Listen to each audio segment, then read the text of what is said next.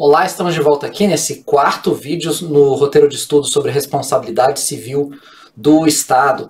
É obrigatório para compreender esse vídeo, principalmente, dentre os três anteriores, é esse vídeo número 2 sobre a responsabilidade objetiva versus subjetiva, saber que na objetiva a gente não está olhando tanto assim para o sujeito, né, que praticou aquela ação que com o nexo de causalidade gerou um dano jurídico. A gente aqui está muito mais olhando para o objeto, por isso o uso principal de teorias objetivas. Mas, como vocês vão ver, tem uma teoria publicista que ainda utiliza bastante, predominantemente, a responsabilidade subjetiva. Vamos lá. Então, para esse quarto vídeo, já peço aí que deixem um like no canal para ajudar a divulgar nossos vídeos, nossos resumos. Aqui nessa teoria publicista, a gente começa falando de uma das teorias publicistas que mais se parece com o que acontecia antes, aquela situação intermediária das teorias publicistas. A gente via de um período, lembrem do vídeo número 3, do histórico, saindo da irresponsabilidade do Estado, indo para as teorias civilistas e finalmente nas publicistas. Essa primeira teoria, que é a teoria da culpa do serviço, ela se parece bastante com as teorias civilistas. A teoria da culpa do serviço, ela é publicista, porém aqui, quando a gente adota a teoria da responsabilidade subjetiva, a gente não está olhando para o sujeito que praticou a ação que gerou um dano jurídico. A gente está falando do serviço que funcionou mal, ou não funcionou, ou foi mal feito, né? Outros nomes da teoria da culpa do serviço: teoria da culpa administrativa ou teoria do acidente administrativo, tá? São outros nomes aí, como vocês conseguem ver aqui em branco. Então, lembrem aí, teoria da culpa do serviço, ela se parece um pouquinho com as teorias civilistas, porque a responsabilidade é subjetiva, acontece quando um serviço falhou, funcionou mal, funcionou com atraso, não funcionou direito, ok? Lembrem aí do que que eu coloquei aqui, está aqui um serviço público, né, funcionando mal. Outro aqui não funcionou, né, algum alerta que deveria ter sido dado, não foi dado. Isso é a teoria da culpa do serviço. Veio da doutrina francesa, por isso aí a grande relação com o que a gente vê nas teorias civilistas da culpa. Na teoria, a responsabilidade civil da administração pública no Brasil, ela é bem importada do direito francês. Então, quando a gente adota aqui doutrina francesa no direito administrativo, o nome dessa teoria é tradução literal, théorie de faute de service. Aqui, teoria da culpa do serviço. Praticamente igual, completamente copiada da doutrina francesa.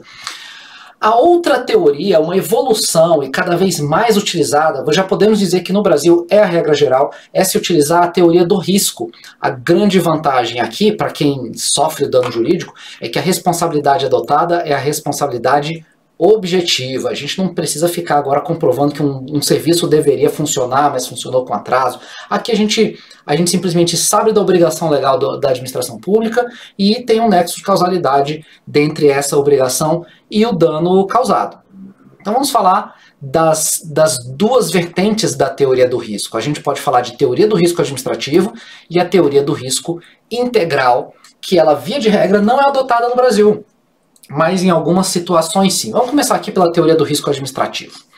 Tá? A teoria do risco administrativo, ela tem esse nome porque a administração assume o risco de gerar dano a alguém.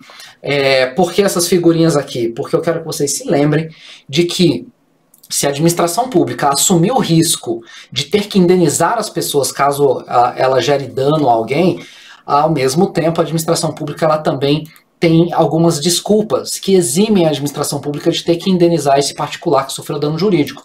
Essas desculpas se chamam causas excludentes de responsabilidade. Tá? Então, a teoria do risco administrativo comporta uma desculpa administrativa para que ela não tenha que pagar indenizações, chamada causa excludente de responsabilidade. Tá? Uma delas é essa daqui, né, como mostrado nas figurinhas, é a força maior, né, e um evento da natureza, claro, não é culpa da administração, Então, o evento da natureza é uma causa excludente de responsabilidade, dentre outras. A gente poderia também falar, assim como lá no direito civil, de culpa exclusiva da vítima. A própria pessoa que sofreu o dano foi culpada por aquele incidente. Também podemos falar de culpa de terceiro. Então, não foi a administração pública quem causou o dano, foi uma terceira pessoa quem causou aquele dano. Então, enfim, na teoria do risco administrativo, são admitidas as causas excludentes de responsabilidade para que a administração pública, então, não tenha que indenizar o sujeito. Isso não acontece, então, no último passo, né, a última teoria publicista que a gente vê nessa aula, que é a teoria do risco integral. Na teoria do risco integral, seja qual for a situação, pode ter sido um furacão ou um tsunami, como aconteceu em Fukushima, no Japão, um tsunami que, enfim, destruiu uma usina nuclear. E aí isso gerou dano a algumas dezenas de milhares de pessoas.